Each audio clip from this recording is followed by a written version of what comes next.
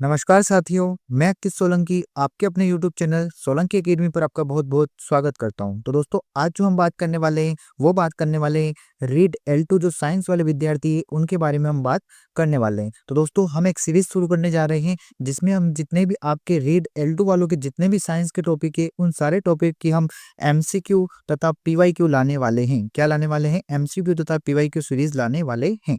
तो दोस्तों आज का जो हमारा टॉपिक रहने वाला है, वो टॉपिक हमारे फर्स्ट यूनिट रहेगा और फर्स्ट यूनिट का नाम है आपके सजीव एवं निर्जीव। तो दोस्तों एक बार मैं आपको सिलेबस में बता देता हूँ कि ये टॉपिक आपके कहाँ पर है। तो दोस्तों ये विज्ञान का सिलेबस है, आपके साइंस का सिलेबस है, ग्रेड L2 साइंस वालों का। और दोस्तों आप देख सकते हैं पहला टॉपिक कौन सा आपके सजीव एवं निर्जीव। तो दोस्तों आज हम जो देखने वाले हैं सजीव एवं निर्जीव से जितने भी आपके पहले क्वेश्चन बने हैं और जो भी MCQ बन सकते हैं उनसे रिलेटेड क्वेश्चन लाइन। उसके बाद हम सूक्ष्म जीव कवर करेंगे, उसके बाद यहाँ पर आपके सजीव दे रखा है वो कवर करेंगे, फिर मानव स्वास्थ्य एवं शरीर से रिलेटेड जितने भी आपके टॉपिक्स है उनको कवर करेंगे। तो इस प्रकार से हम सारे टॉपिक कवर करेंगे। तो दोस्तों आपको जो कवर टॉपिक करवाए जाएंगे उसके बारे में पहले आपको जो इन्फॉर्मेशन मिलेगी वो आपको हमारे टेलीग्राम चैनल पर मिल जाएगी और टेलीग्राम चैनल का जो लिंक है वो डिस्क्रिप्शन बॉक्स में दे रखा है, या फिर आप डायरेक्ट टेलीग्राम पर सर्च करेंगे सोलंकी एकेडमी तो भी आपको हमारा चैनल मिल जाएगा। तो दोस्तों आप टेलीग्राम चैनल को जरूर जरूर ज्वाइन कर ले, क्योंकि वहां पर आपको सारी इन्फॉर्मेशन मिल जाएगी और साथ ही इस वीडियो की PDF भी वो भी आपको हमारे टेलीग्राम चैनल पर ही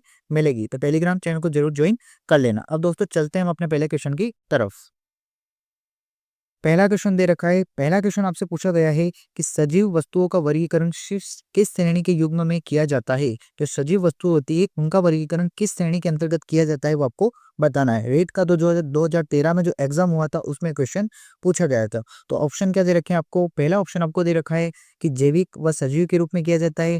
दूसरा दे रखा है अजैविक व निर्जीव के रूप में किया जाता है। तीसरा दे रखा है सजीव व निर्जीव के रूप में किया जाता है और डी दे रखा है उक्त में से कोई नहीं। तो दोस्तों इसका जो करेक्ट आंसर हो जाएगा वो हो जाएगा सजीव और निर्जीव। तो सभी वस्तुओं का वर्गीकरण कितनी श्रेणी में किया जाता है? 2 श्रेणी में किया जाता है। कौन कौन सी श्रेणी है? एक तो होती है निर्जीव और एक कौन सी होती है? सजीव होती है। ठीक है, नेक्स्ट क्वेश्चन देखते हैं। इसका करेक्ट आंसर हो जाएगा तीसरा हो जाएगा। नेक्स्ट क्वेश्चन देखते हैं।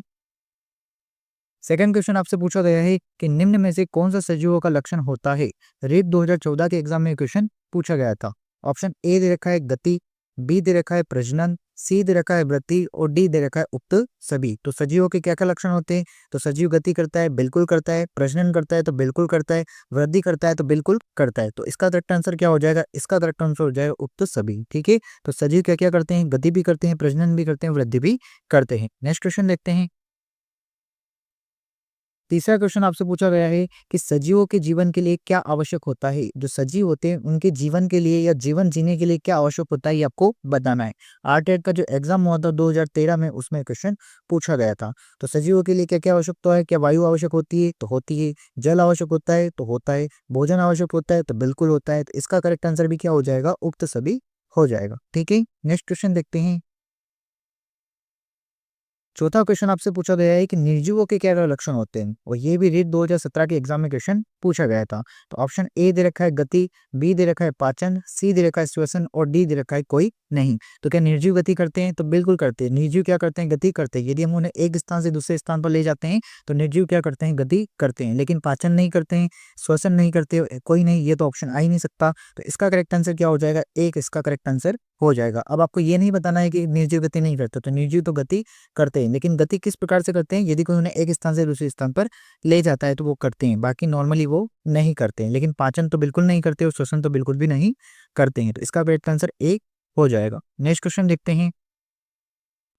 पांचवा क्वेश्चन आपसे पूछा गया है कि पादप है। पादप क्या है? ऑप्शन ए आपको दे रखा है सजीव है, निर्जीव है, एक व दो दोनों है या इनमें से कोई नहीं। तो दोस्तों पादप क्या होते हैं? पादप आपके आपके क्या करते हैं? प्रकाश संश्लेषण करके पोषण भी करते हैं, अपना खाना भी बनाते हैं, गति भी करते हैं, वो भी करते हैं, श्वसन भी करते हैं, तो सभी करते हैं। तो ये लक्षण किसके माने जाते हैं? ये लक्षण जो माने जाते हैं वो सजीव के माने जाते हैं। तो पादप क्या है? पादप क्या हो जाएगा आपके आंसर? इसका सजीव हो जाएगा। तो पादप क्या है? एक प्रकार के सजीव है। ठीक है, इनको निर्जीव मत लगा देना क्योंकि ये गलत हो जाएगा। तो पादप क्या होते हैं? आपके सजीव होते। ठीक है, नेक्स्ट क्वेश्चन देखते हैं। छठा क्वेश्चन आपसे पूछा गया है कि वायरस क्या है। वायरस सजीव है, बी दे रखा है निर्जीव है, सी दे रखा है एक व दोनों और डी दे रखा है कोई नहीं। तो दोस्तों वायरस का जो क्वेश्चन आता है ये क्या होता है? विवादास्पद क्वेश्चन होता है। क्या होता है?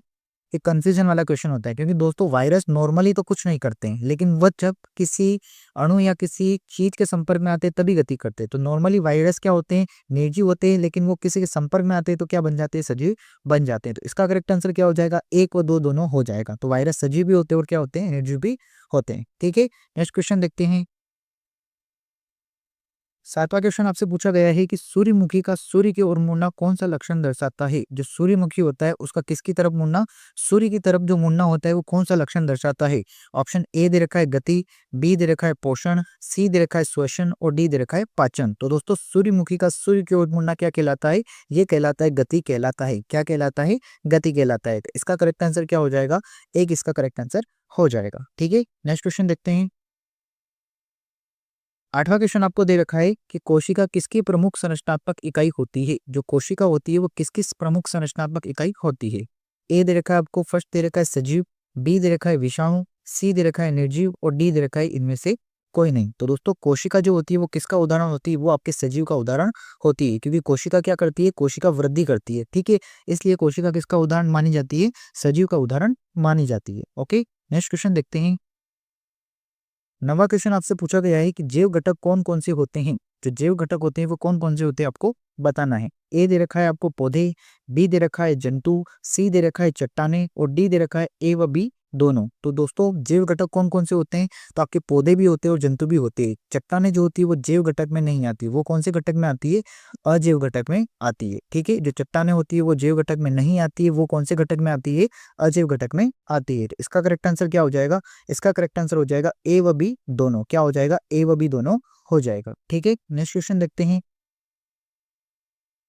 10वां क्वेश्चन आपसे पूछा गया है कि कौन सी क्रिया द्वारा सजीव अपने जैसे जीव को जन्म देते हैं। ऐसी कौन सी क्रिया होती है कि सजीव जो होते हैं वो एक के बाद अपने नए जीव को उत्पन्न करते हैं। तो इसका करेक्ट आंसर क्या हो जाएगा, तो ऑप्शन देखते हैं। जनन, बी दे रखा है श्वसन, सी दे रखा है प्रजनन और डी दे रखा है पोषण। तो करेक्ट आंसर क्या हो जाएगा, जनन इसका करेक्ट आंसर हो जाएगा, क्योंकि जो सजीव होते हैं वो जनन करते हैं और जनन के द्वारा क्या करते हैं, नए जीवों को उत्पन्न करते हैं। श्वसन के द्वारा तो क्या करते हैं, हम श्वास लेते हैं। प्रजनन के द्वारा हम चलना फिरना करते हैं। पोषण के द्वारा क्या करते हैं, हम भोजन को ग्रहण करते हैं। ठीक है, नेक्स्ट क्वेश्चन देखते हैं। 11वां क्वेश्चन आपसे पूछा गया है कि कौन सी क्रिया से ऊर्जा प्राप्त होती है। हम शरीर में कौन सी क्रिया करते हैं या सजीव कौन सी क्रिया करते हैं जिससे क्या उत्पन्न होती है, ऊर्जा प्राप्त होती है। ए दे रखा है जनन, बी दे रखा है उत्सर्जन, सी दे रखा है प्रजनन और डी दे रखा है पोषण। तो दोस्तों इसका करेक्ट आंसर क्या हो जाएगा, डी इसका करेक्ट आंसर हो जाएगा। पोषण के द्वारा क्या करते हैं, ऊर्जा को प्राप्त करते हैं। क्या प्राप्त करते हैं, ऊर्जा को प्राप्त करते हैं। जनन के द्वारा क्या करते हैं, जनन के द्वारा हम नए जीव को उत्पन्न करते हैं, नए जीव को जन्म देते हैं। और उत्सर्जन के द्वारा क्या करते हैं, और जितना भी हमारा वेस्टेज होता है शरीर के में उससे क्या करते हैं, उत्सर्जन करते हैं। उसका क्या करते हैं, उत्सर्जन करते हैं। किसका करते हैं, वेस्टेज का, चाहे वो फिर पसीना हो सकता है, चाहे फिर वो मलमूत्र हो सकता है, जितनी भी चीजें होती है इनसे क्या करते हैं, उत्सर्जन करते हैं। ठीक है, नेक्स्ट क्वेश्चन देखते हैं। 12वां क्वेश्चन आपसे पूछा गया है कि जिस स्थान पर सजीव रहते हैं उसे क्या कहा जाता है। ऑप्शन ए आपको दे रखा है अनुकूलन, बी दे रखा है आवास, सी दे रखा है आदत और डी दे रखा है चाल। तो जिस स्थान पर सजीव रहते हैं उसे क्या कहा जाता है, तो दोस्तों जिस स्थान पर सजीव रहते हैं उसे क्या कहा जाता है, आवास कहा जाता है। क्या कहा जाता है, आवास कहा जाता है। बी इसका करेक्ट आंसर हो जाएगा। नेक्स्ट क्वेश्चन देखते हैं। 13वां क्वेश्चन आपसे पूछा गया है। 13वां क्वेश्चन, तो दोस्तों आपकी क्या हो चुकी है, ये मार्किंग सेम हो चुकी है। यहाँ पर भी क्या लिख दिया गया है, 12 लिख दिया गया। तो हम कोई बात नहीं, क्वेश्चन देख लेते हैं। हमको क्वेश्चन से मतलब है अनुकूलन किसे कहते हैं। ऑप्शन पूछा गया है आपसे, क्या पूछा गया है क्वेश्चन कि अनुकूलन किसे कहते हैं।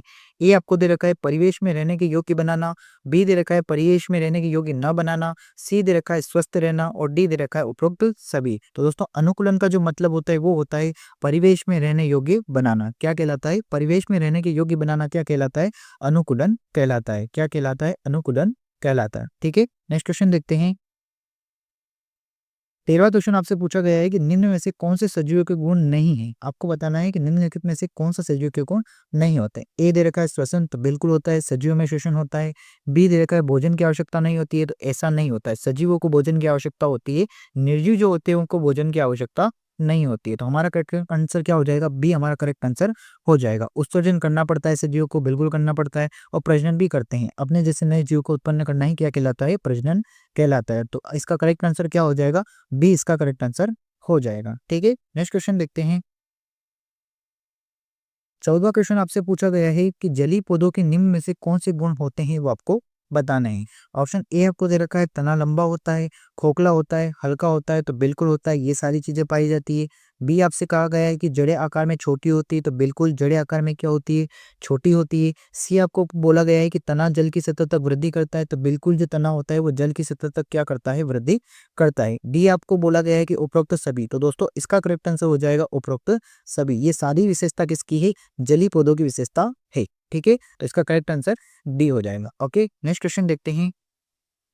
15वां क्वेश्चन पूछा गया है कि सभी निर्जीवों का सबसे छोटा कण कौन सा होता है वो आपको बताना है। तो दोस्तों इस क्वेश्चन का जो आंसर है वो आपको हमें कमेंट बॉक्स में बताना है। ए आपसे पूछा गया है अणु, बी आपसे पूछा गया है गति, सी आपको बोला गया है कण और डी आपको बोला गया है इनमें से कोई नहीं। तो दोस्तों इन चार ऑप्शन में से आपको कमेंट बॉक्स में जरूर बताना है कि सभी निर्जीवों की जो सबसे छोटी इकाई होती है, जो सबसे छोटा कण होता है, उसे क्या कहा जाता है। ओके, तो दोस्तों कमेंट बॉक्स में इसका आंसर जरूर देना है आपको। तो फ्रेंड्स इस प्रकार से जो हमारी पहली यूनिट थी साइंस की, साइंस L2 जो जिन जिनके सब्जेक्ट है, वो जो विद्यार्थी देख रहे हैं उनको हमने पहली यूनिट देख ली है। पहली यूनिट से जितने क्वेश्चन बन सकते थे, वो जो PYQ थे, उनको हमने इसमें लिया है। अब कल जो हम बात करेंगे या नेक्स्ट वीडियो में जो बात करेंगे वो आपके यूनिट 2 के बारे में बात करेंगे। यदि दोस्तों ये वीडियो अच्छा लगा हो तो इससे आप अब हमारे कमेंट बॉक्स में जरूर बताएं कि आपको वीडियो कैसा लगा हो, और अगर वीडियो अच्छा लगा हो तो इसे लाइक करना, और आगे भी ऐसी वीडियोस चाहते हैं और ऐसी अपडेट्स चाहते हैं तो हमारे चैनल को सब्सक्राइब जरूर करें। और दोस्तों हमारे टेलीग्राम चैनल को ज्वाइन कर ले ताकि आपको सबसे पहले अपडेट मिल सके। तो दोस्तों मिलते हैं अगले वीडियो में, तब तक के लिए थैंक यू सो मच।